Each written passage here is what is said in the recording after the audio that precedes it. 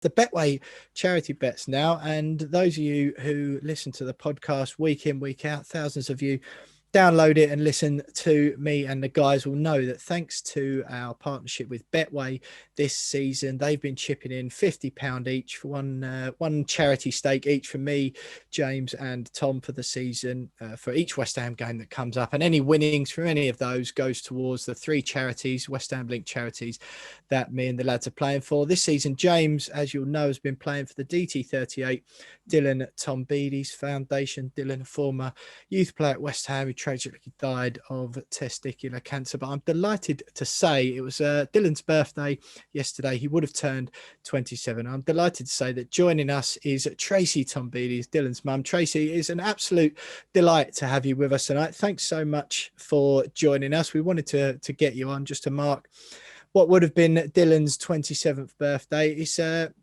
Is it an occasion tinged, I guess, that such great work that the foundation's doing since Dylan's death, but still nonetheless an event tinged with sadness, I guess, for you? It is, and good evening to your listeners. It is a day that starts out with a lot of sadness. There's it's a day we reflect. It's a day we spend doing things that Dylan loved doing. And it's a day of reading all the wonderful messages of support that we get. I like to think that if everyone's taking the time to comment on the posts that both West Ham and DT38 do, I like to take the time to read them. And it makes me feel good that he's had such an impact on people. So that pretty much makes up the day. No alcohol involved, of course, but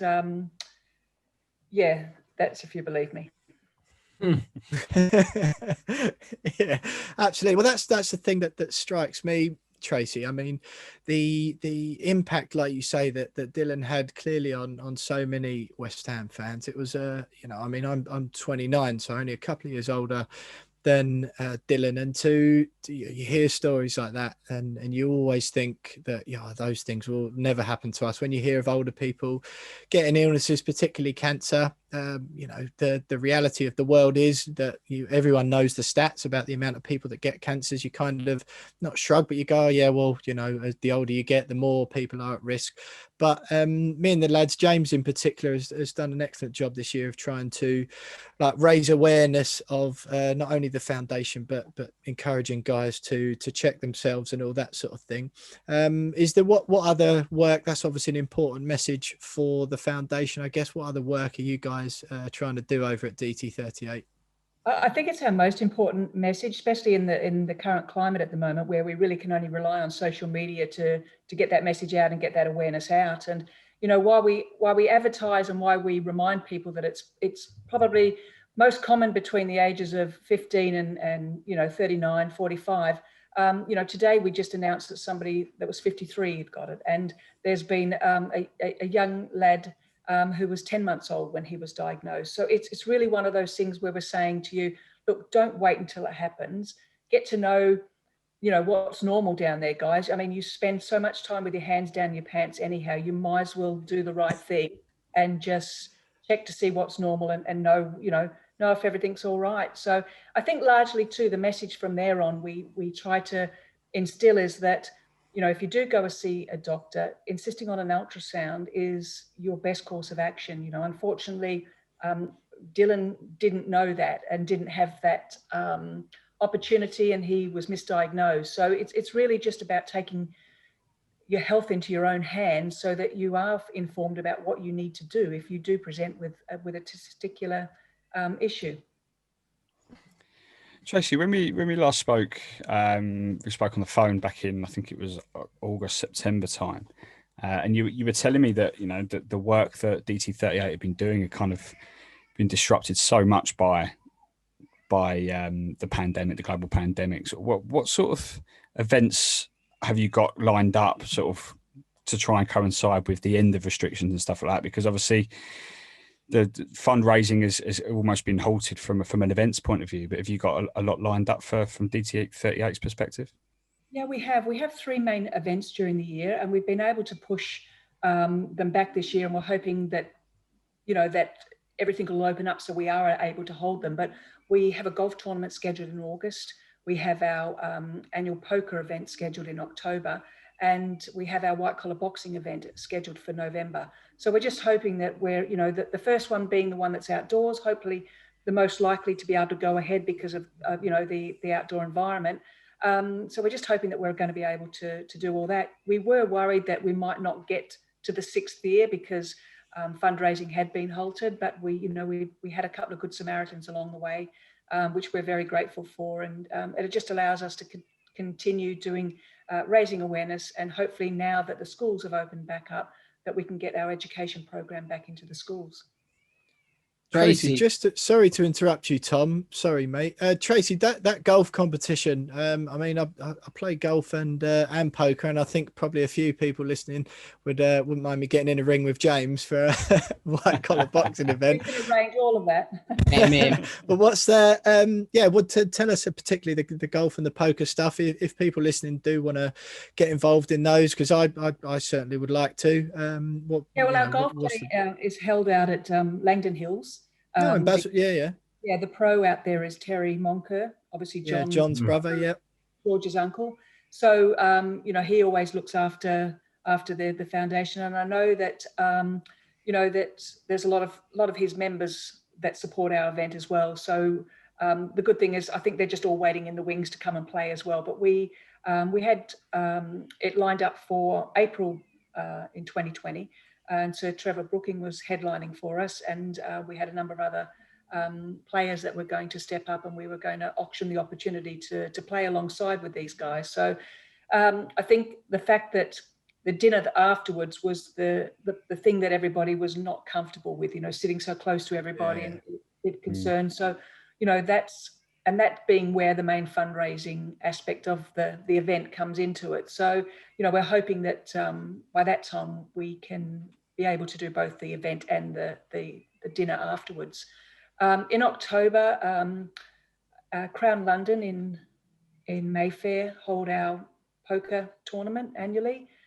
So it's a wonderful opportunity to see a private members club, exclusive club. And it's usually a very good night. We have a lot of special guests that come along. Last year's one was Matt Selt and Stephen Hendry, who's just obviously played off against each other in the snooker.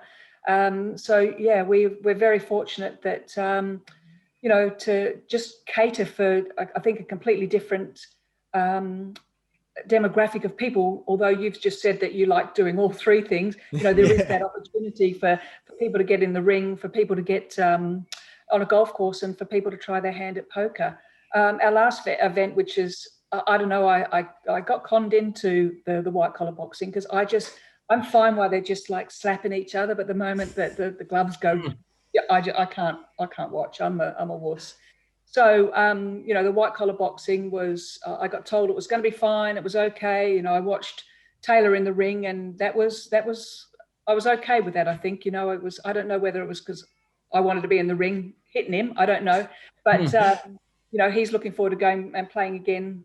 Going in and fighting again this year. And it's good. It's like, people come out and they're just so, like, oh, that's just amazing. And the guys that put a wonderful package together with the filming of your actual event, and it's top class. So yeah, we just try to have those events in the second half of the year, because out in Australia we have the same events in the first half of the year, and it just allows me to get to both if I want to, if I'm in a position to support both.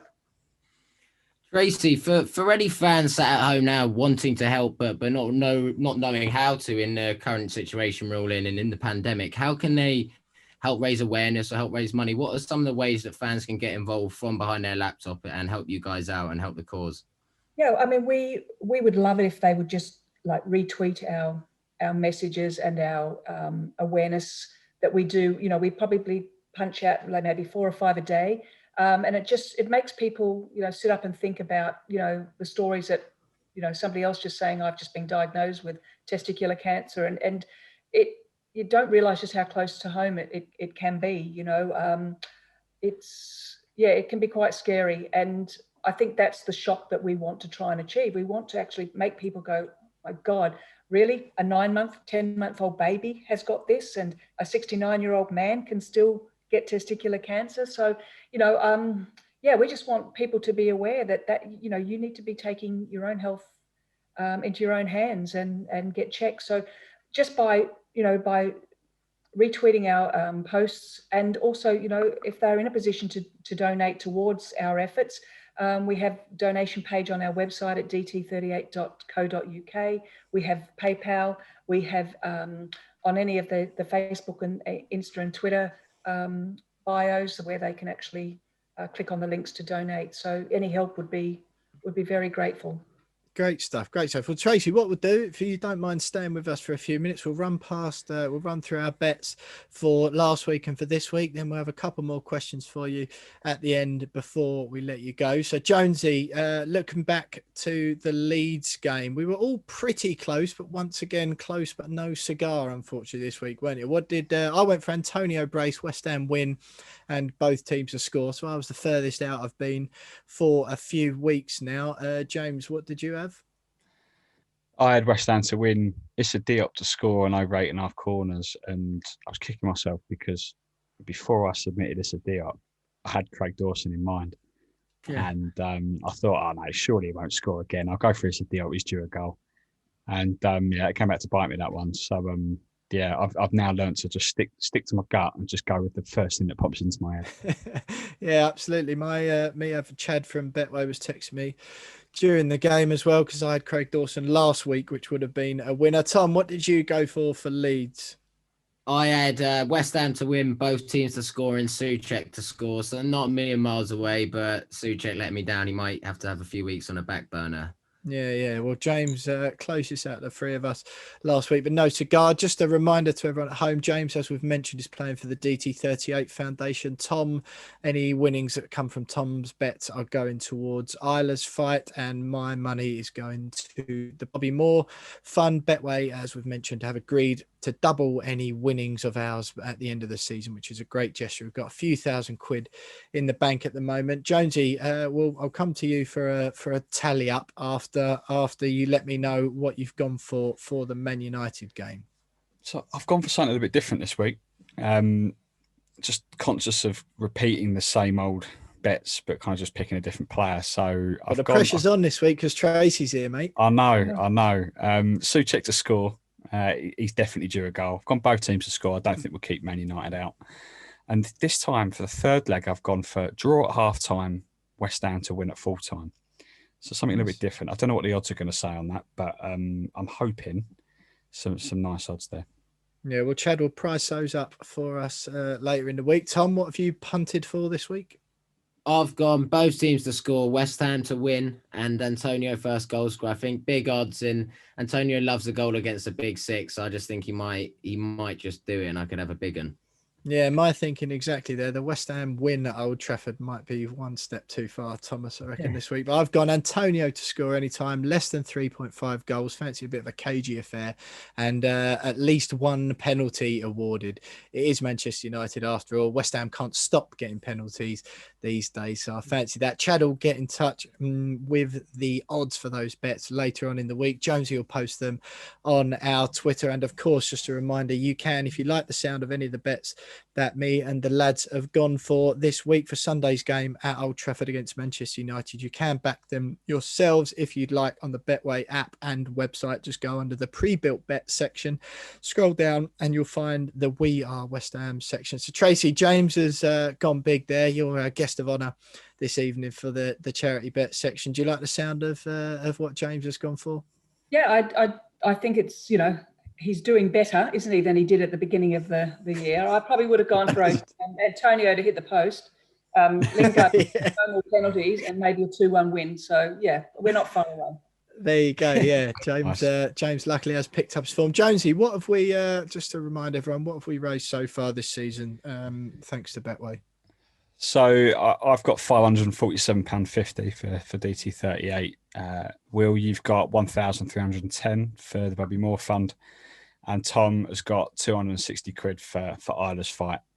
We've also got 1,100 quid split between all three charities, won by the Ribman for his guest bet a few weeks ago. So that's a total of £3,217.50. Add on Betway's matching, and all in 6,435 quid. 6,435 quid. Cool. Well, still a few weeks to go in the season. Good stuff so far. Tracy, big news coming out of West Ham today that Mark Noble, captain, leader, legend, will enter his 18th and final season with West Ham next season. He signed a year contract extension. First of all, you know, I know you've got lots of ex-players and stuff involved with DT38. What can you sort of tell us about the old West Ham players and teammates or people that would have known Dylan at the club who've got involved? Oh, look, they can't do enough for the charity, which is wonderful. You know, we only have to pick up the phone or just, you know, Taylor is a coach down at the academy, so he bumps into the likes of Mark and Carlton Cole and the others down there, and so you know, they're always offering to help what's coming up. They're really good. I think Carlton was involved in the white collar boxing last time, and he, you know, he didn't put any gloves on or anything like that. But, you know, he can't wait to get back and support that event again. So, yeah, just, you know, it's important for us to make sure that they have a good time when they're actually there so that they want to come back and keep getting involved. And, you know, Mark and his announcement today, I'm sure it's going to be an emotional year for him next year. You know, I'm sure that, yeah, he'll do what he does every time he goes and pulls his boots on and his shirt on and do the, you know, give 100% every time he walks out there. So yeah, it'll be mixed emotions for him. So I just wish him all the best, because he's obviously a huge supporter for us. His testimonial game was, you know, it had a huge impact on our ability to kickstart our foundation. So it was very much appreciated. Yeah, absolutely. Well, look, Tracy, it's been an absolute pleasure to have you with us tonight. Do let us know on the We Are West Ham podcast about the events when they're coming up. We'll get involved, certainly the three of us, and I'm sure there's plenty of our listeners. There's thousands of them download this podcast every week, and lots of messages we get getting behind the causes that we're trying to raise some money for this season. So definitely do let us know, and we'll let everyone at home know how they can get involved as well. But it's been a real pleasure having you with us on the podcast tonight. So thanks for joining us. James. Sorry, Tracy. I'm sorry, I just said thank you for having me. It was thank you. No problem. So absolutely brilliant. We'll have you on again later in the season.